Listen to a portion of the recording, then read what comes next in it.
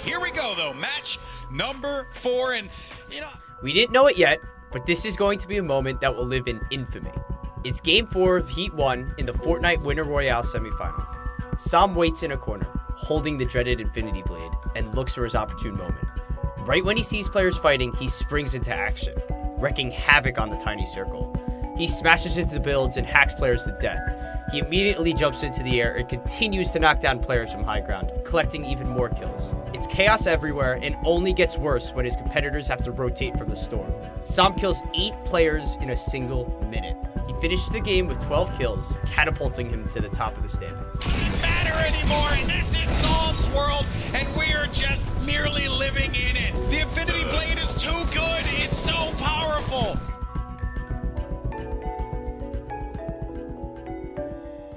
Like all the pros that day, 100 Thieves Kenneth could not be more disappointed with the Tuesday patch. He spoke about how awful of a weapon it was for competitive play. Today's Winter Royale finals and yesterday's semifinals were an absolute mess.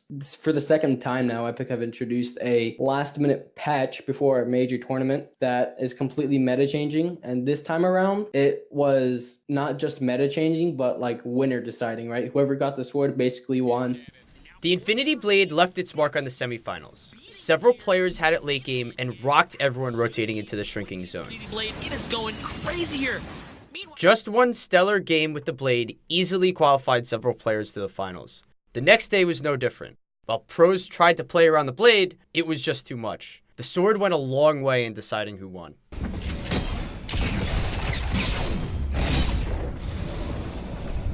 Dude, I honestly just want to like cry, honestly. Like, not even kidding. This wasn't the first time Epic made a last-second change, but this tournament, it was different. I get it. The sword is really fun. It made you and me watch. It looked great for a ton of viewers. It's a whole new style of play, and there's only one on the entire map.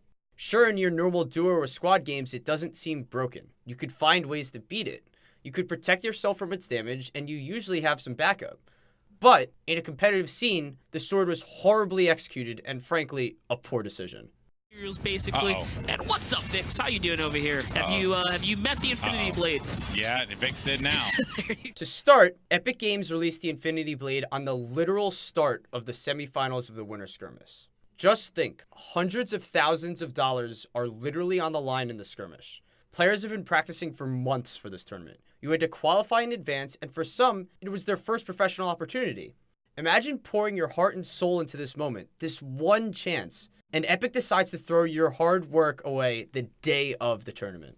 It's like if the NFL made a field 200 yards instead of 100 the day the playoffs started.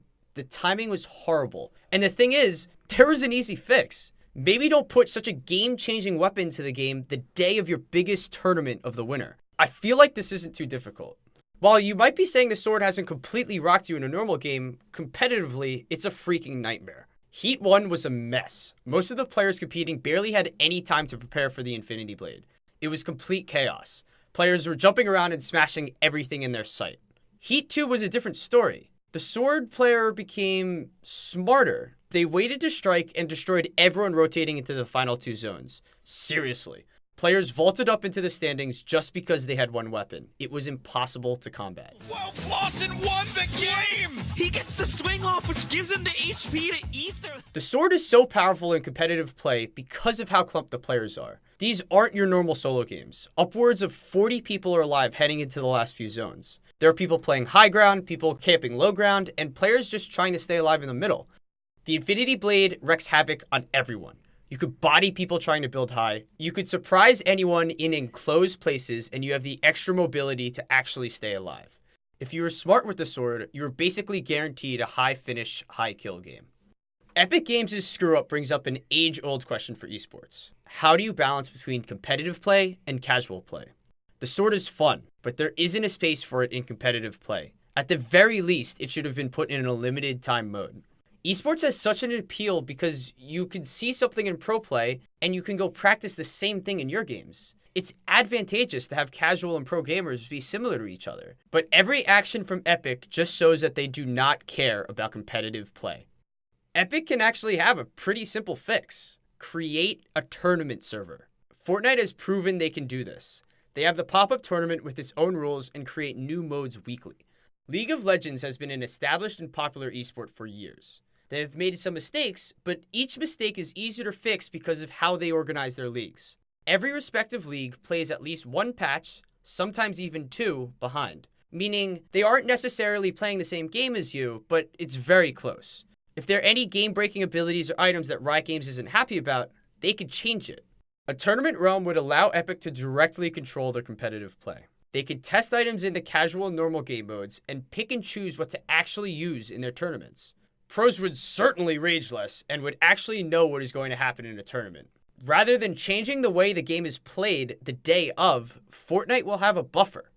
Epic needs to stop thinking that they know what they're doing. They need to just actually listen to the community and the pro players for once, because multiple of the people who have been competing have proven that they're one of the best, and they just need to listen to the community for once instead of always aiming to satisfy or appeal to the casuals. Because after a point, like the general casuals that they try to appeal to, and when I mean casuals, I just mean people who don't take the game too seriously and just maybe watch and play here and there. Those people that they try to appeal to will unsurprisingly follow and listen to the words of what their favorite streamers and pro players say and what they believe. So if you're not satisfying the competitive community, you're also going to have a whole bunch of people who don't take this game that seriously also still mad at you. So what they need to do is sit down and actually talk with the pro players and listen to what they say for once.